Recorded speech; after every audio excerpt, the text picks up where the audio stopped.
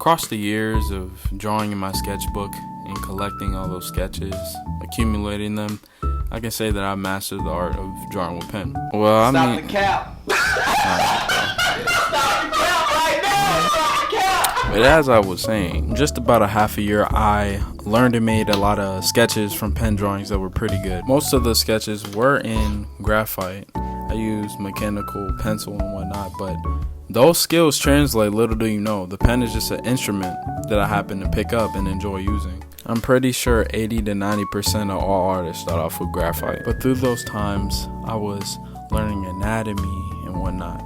But most importantly, learning the pressure of the pencil. And that's how I ended up in this position. Throughout this video today, I'm going to show you 3 different techniques, which is cross-hatching, doing a lot of dots, it's called pointillism, and down to the simple doodle sketchbook thing that you could do, scribbling. This will be showing how you could transfer your skills into using the pen.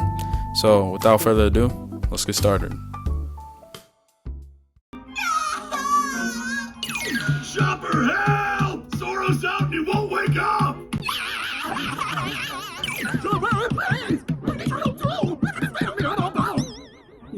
Come on now, dog. Come on, man. Okay, so far you see that I have finished both skulls. What we're working on is an angel versus a demon, clearly.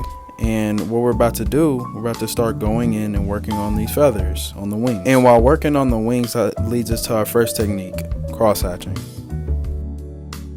What is the basis of cross-hatching, you may ask? Well, to put it simple, cross-hatching is a whole bunch of lines going in a certain direction.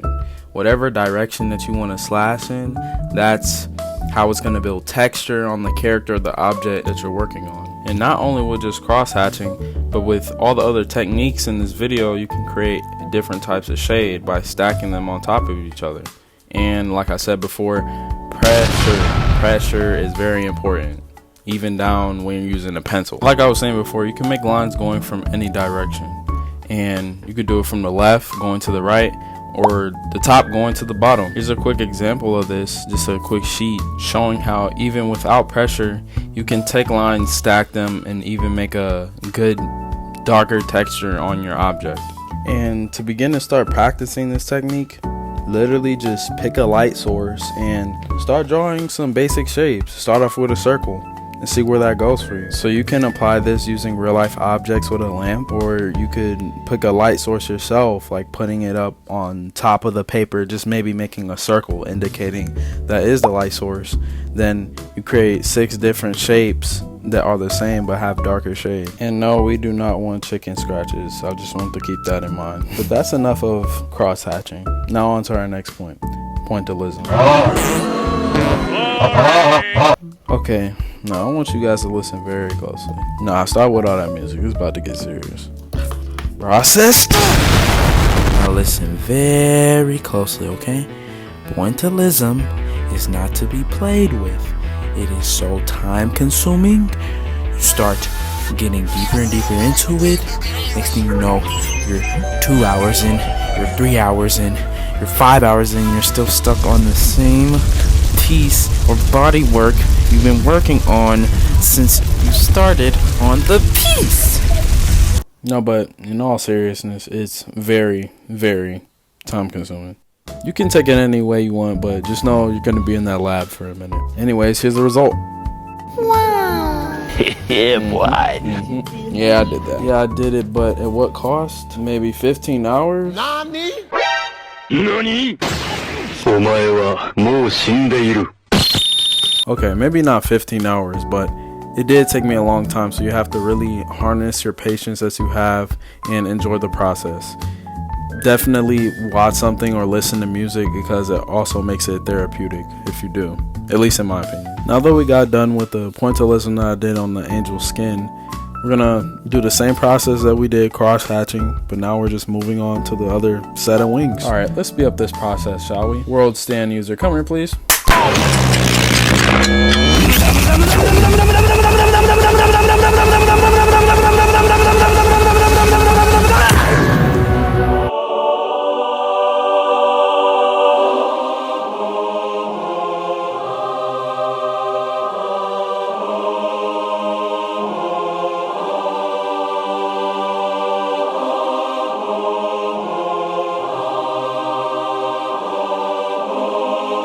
Amazing, I know, right? Well, it's time to work on this demon now. So, as we're working on this, we're going to be using some of the same fundamentals that we have been using. You can kind of see it with the skull, or the demon skull that I've been working on and I finished. The only slightly difference that I've done was with a little bit of the design of the skull head, which is I put some different symbols onto the demon skull head. Obviously it has those key features. It has the horns and the red color and the teeth, the sharp teeth head, so you know that it differentiates from the angelic one. So right now we're just going in and starting to work on that first wing. It's only one huge wing, it's not two of them. It's just this big one that comes around in sort of a nice perspective or aspect, and I like the way that I set it up with the sketch. This demon has some scars also. Seeing it more close up here in this clip, I'm starting to kind of give it this nice texture. It looks like a burn mark almost on the outside of the scar. It's kind of what I wanted to make it seem like. I forget what that one it's like a Naruto thing. I could put an image up really quick. It's kind of like Sasuke's cursed marks, but it was something different. I just can't remember what it quite was. And I still need to watch that show. I got a whole list of animes I gotta watch, y'all. But yeah, that was my intentions with these scars on this demon. But as you're about to see, after I finish up these scars, I'm about to move to the skin, and I'm going to use the third and final technique, which is scribbling. You're the last one. Complete the mission. And here's me finishing up most of the skin that I did in the scribbling technique. See, with scribbling, it's just like any other technique that I told you. You scribble more in one area so you can give yourself more darkness or more shade, and then you scribble lighter for the areas that need the correct highlights and whatnot. I feel like I could have did it a little bit better, but overall, I mean, it's not that bad. Do I still prefer probably pointillism, even though I was just hating on it? Probably so. It just looks better. So here's a quick time lapse of me finishing up all that stuff, using a little bit of scribbling, or primarily scribbling, and then also including some type of cross hatching a little bit. Not too much, but just the right amount to give it that extra push of texture and whatnot.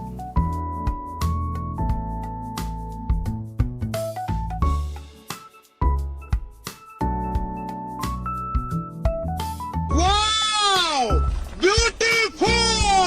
Yeah, it looks pretty good. Pretty good. Now we're gonna continue and do the same process with the wing, and I used a little bit of black at the bottom in the middle right there for the shadow. Not only for that part, but I will be using a lot of that black pen color for the rest of this drawing. As you will see, I'm gonna start going in with black and red now, just for that deeper perspective in the back of the wing that you start to see me going through. It gives it more depth and a more sense of reality. Since the wing is coming in on the front, curved in, you want more of a darkness in the background because that's where the shadow will be at. And the wing is covering his front side of his body. But while we're here talking about shading and all those things, just remember that practice doesn't make perfect. And that saying is too cliche. And it's really supposed to be practice makes mastery, because there's always room for improvement on everything, and that's just a life skill to apply. So keyword is repetition. Keep practicing with sketches and the doodles that you do, which I just be little projects. It doesn't need to be something huge, something that you could work on 10 to 20 minutes a day. Just working on different textures with different styles, and these 3 techniques are just the beginning and the top of the surface, just scratching the surface of the possibilities that you can do. But yeah, now we're going in and we're about to start the front of the wing and finish that up, like I said, with the black ink and the red ink like we've been using, doing scribbling. One thing that I can tell you and I can point out from this clip is that my pen scribbling is very loose. It is very loose, and I'm going over in a triangle type of pattern because that is the way that the wing is set up. So just be loose. This should be you feeling free when you're doing this type of style. All I can say is that I had really fun doing this project, and without further ado, here's the final product.